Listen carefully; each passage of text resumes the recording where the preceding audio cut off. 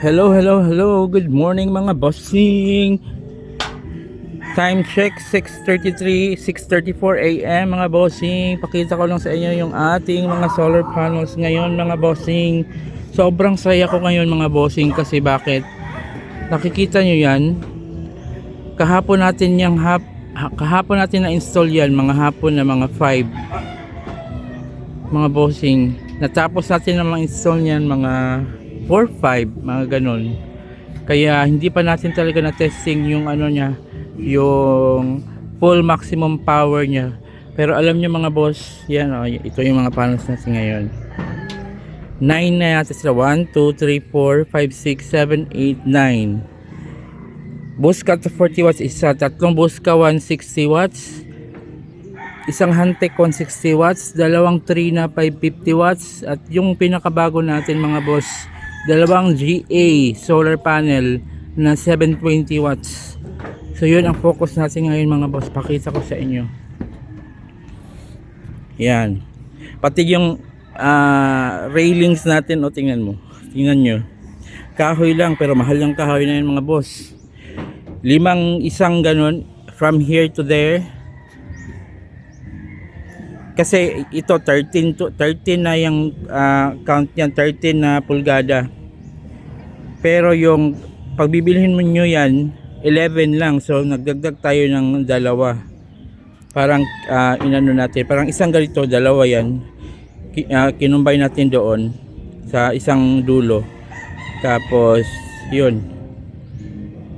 Yan, ganun kahaba mga boss ang ating solar panels mga boss na GA 720 watts. Malakas yan mga boss. Itong mga railings na ginamit natin kahoy yan, pero Nara yan, Nara or ano, yung matigas na klase, mahal. 480 ang 5 piraso, isang ganun 480, 5 ganyan.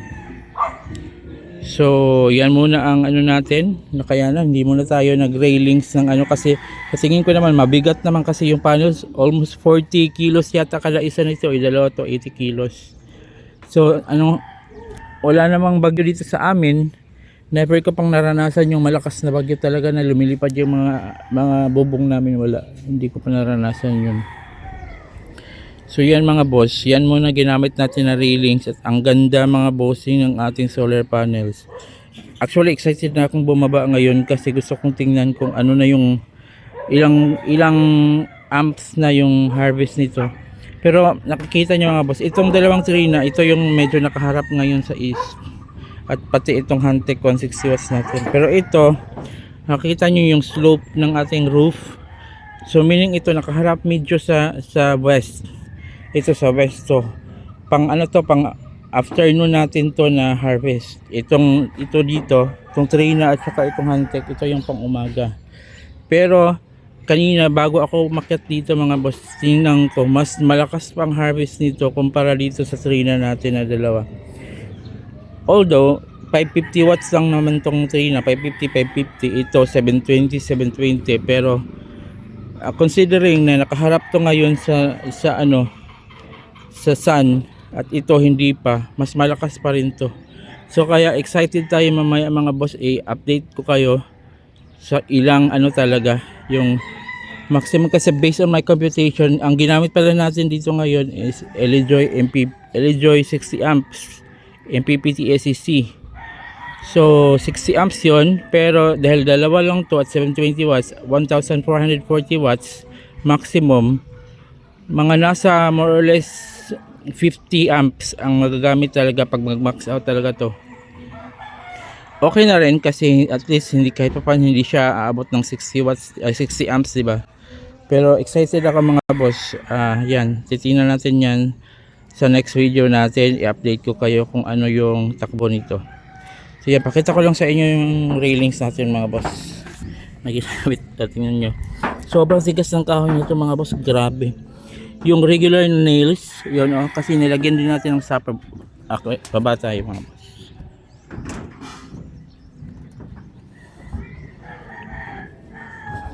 Yan mga boss,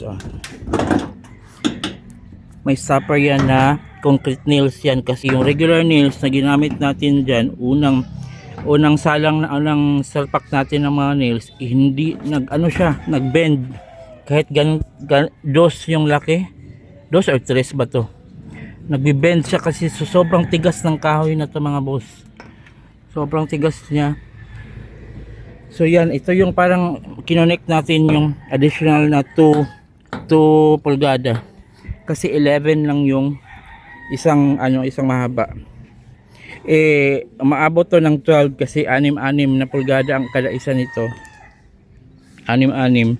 So umabot siya ng 12, so dapat 13 para may konting extension na hindi talaga So yan mga boss,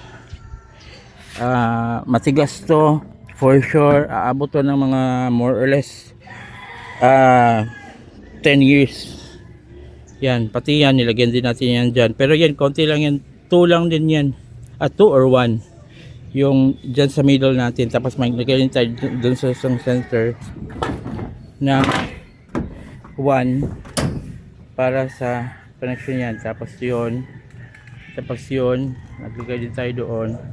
Ito yan yung. So sa mga gustong magkaroon ng idea, ganun ang ginawa natin mga boss sa railings natin dito sa paanan ng ating panels.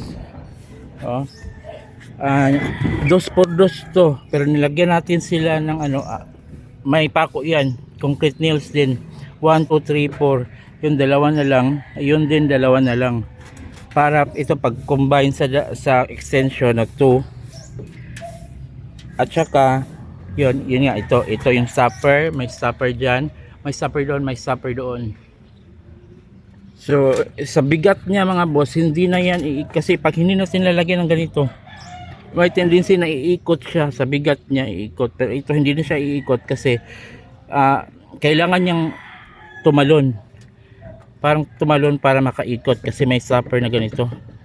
Ang tigas nito at saka ang talaga niyan, sturdy talaga niyan, kaya hindi na yan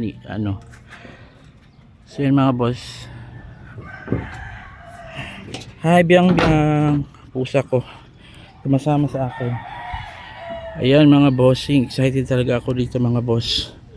At sa mga interesado pala malaman kung saan ko to nabili, dito sa amin sa Osamin City mga boss, meron ditong Ian Solar.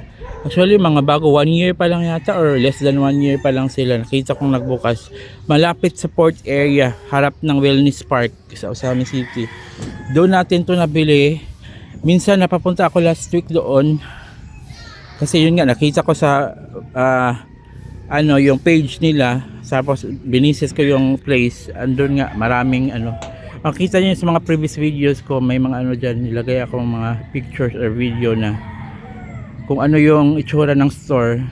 Marami silang stocks doon mga boss, lalo na to 720 watts na GA. Meron din silang 625, 630, 660, 5 actually ang original na hinahanap natin is 590 watts para tatlo sana, para kasyang kasya talaga doon sa ating LG 60 amps tatlo. Pero nung makita ko tong 720 watts, mas na-inlove ako sa kanya kasi sobrang laki niya, sobrang laki at bigat.